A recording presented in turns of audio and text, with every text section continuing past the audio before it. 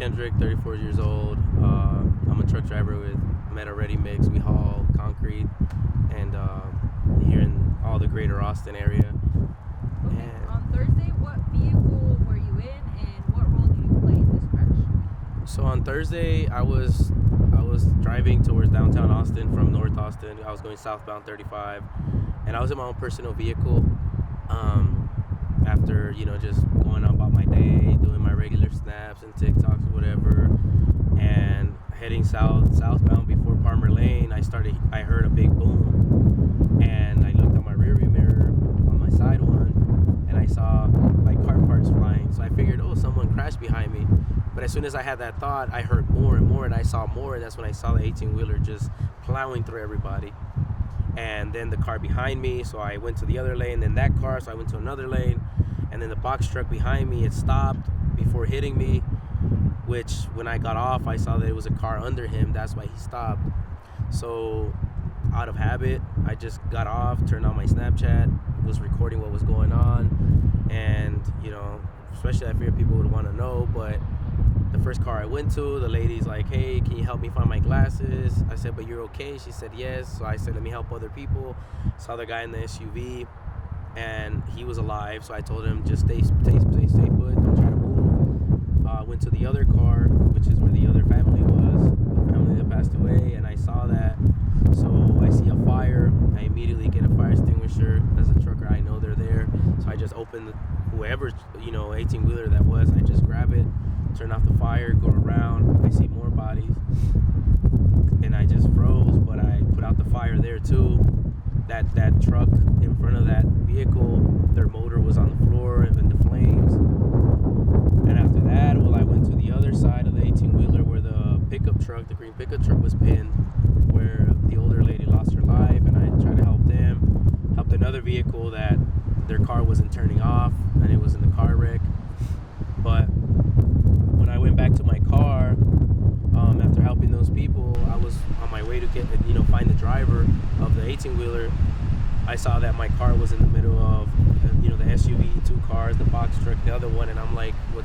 How am I not hit? So I just immediately, out of habit, I thank God about it. I went to go look for the driver. I passed by him, and when I passed by him, he's like, what happened? So I didn't know he was the driver. And then I'm recording the truck. I'm recording who he works for. He had an Amazon container. He's not an Amazon driver. He's an Amazon. He was hauling an Amazon container as a third party. So then he comes up to me and asks me what happened, and I tell him this your truck, what happened, this and that, and that's where you see the interaction in the videos that I had with him. Bro, there's no way it should have been. I'm a trucker myself, bro. Yeah, you're not supposed to do that. You were going way too fast. There's 2 people dead over there, and possibly 2 more, possibly 4. They're dead. Dead? They're dead. Dead? Yes, dead. Oh my goodness. I didn't smell no alcohol. I didn't see him intoxicated. It's just, I asked him, because he was acting weird and his speech was not right. I stopped recording to show him videos of what happened and that people passed away. And I asked him, where are you from? Because he looked Somalian or Sudanese to me. He said, no, I'm from Eritrea, which is East Africa. And as I'm black and Mexican, so I'm familiar with African countries. So I told him, oh, so you're from East Africa? He's like, yeah. You speak English? He said, not very good. And that's off the recording. So then he's telling me oh, well, maybe they're asleep. And I'm like, no, they're not. So I started recording again. And I told him, who you calling? He said, oh, I'm going to call the police. But he's getting ready to go. So that's why I stayed with him. I told the police officer, hey, this is him, the driver. He went with someone else. So then when he came back, he's like, no, I got to do something else, whatever. So another officer, I told him, hey, he's getting ready to leave because he was switching his sandals to his boots. So I told him, I know my rights. I'm going to do a citizen's arrest since nobody wants to stop this guy. Because if he leaves, he leaves. Dude's not even from here. You could disappear in any country, especially if you live in another country. From past experiences as prior military, I know these things. So I just stayed there and I did what I did with making sure he doesn't leave. But I didn't smell no alcohol. I didn't Intoxicated wise, I mean, I don't know. It didn't seem like alcohol intoxication. I mean, the court reports say antidepressants. I don't know. Yeah. All I know is that his speech was impaired, but it was due to the English, not speaking English. Okay. They want to ask what's next for you. Like what's next? So, excuse me, sorry. Hey Siri, don't answer. So, what's next for me? I don't know. Like right now, I'm waiting for therapy. I'm waiting for, APD Victim Services to call me. I called and left them a voicemail. I don't know if they got it or not. They haven't called me, but right now, like I'm a trucker as well with Meta Ready Mix, and my boss, the owner, Pete Lopez, is like, take the time you need.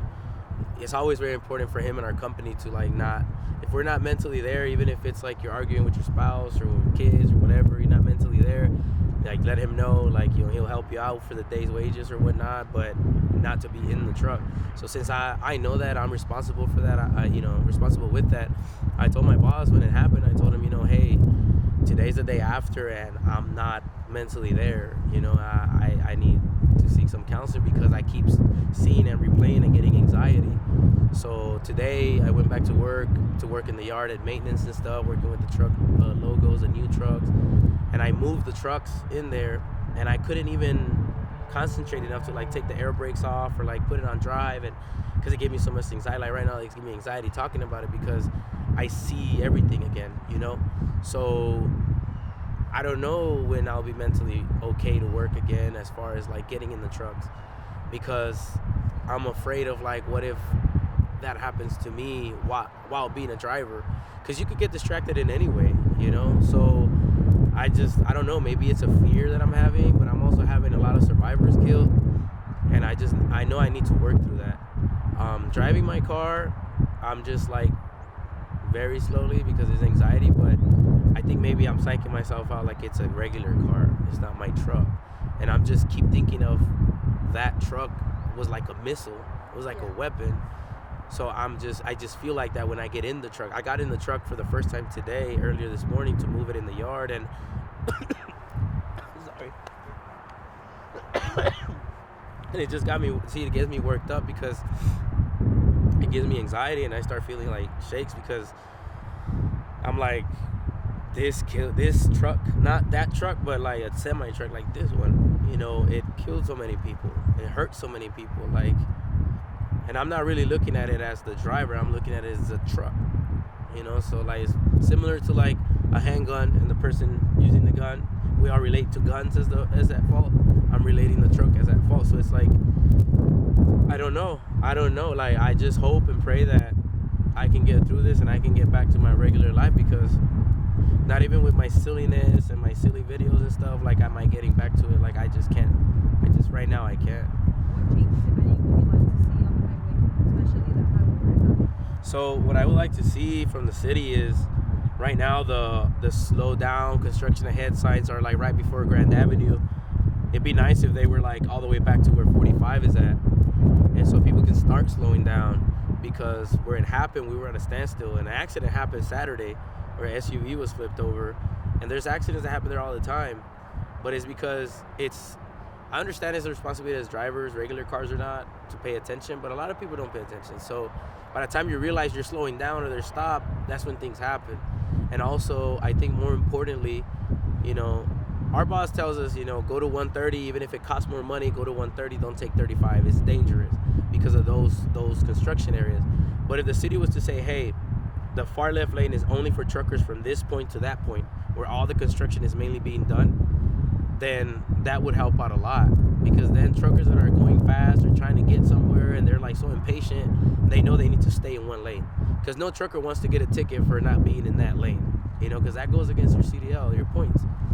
But I think that would be number one, most important, dedicating one lane, especially the far left one, for just semi trucks. Another question that you said in Spanish.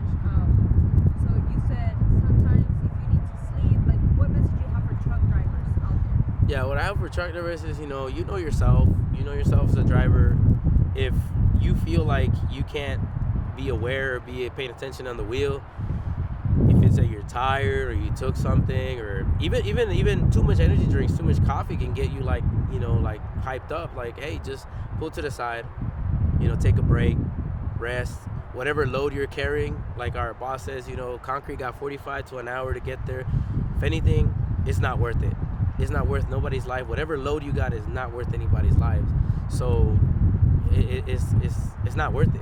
You know, just take a break, rest, pull over, do what you need to do. Like, I'm sure DPS, state troopers, cops, or whatever, you pull to the side and ask you why you pull over, and you let them know. Like, I mean, that's better than causing an accident like what happened. Last question for the CBS. Experiencing this, how did it make you feel as a person? Well, as a person, Or how did it make you feel in general?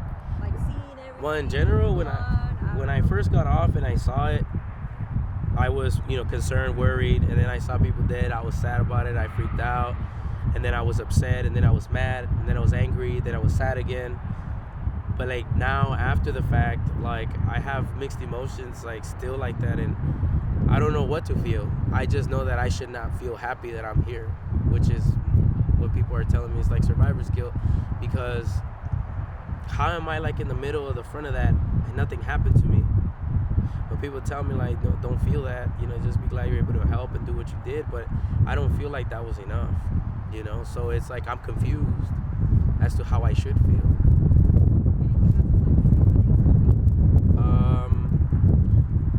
Yeah, what I gotta say to people, you know, from 45 on I-35 southbound or northbound, either side of 35, between 45, which is Louis Henna, and I would say as far as to 51st Street, if you can avoid that stretch of 35 by going 183 Mopac or 130, just take it. Even if you're gonna be late, even if you need to leave early, even if you need to pay toll roads, just take it, because the accidents unfortunately are gonna keep happening, because even after this car incident and this 17 car crash, there's been other car accidents. So just avoid it. Avoid it, even if you gotta pay. It's worth the money. Thank you for watching. Please hit the subscribe button and get the latest news by downloading the CBS Austin News app.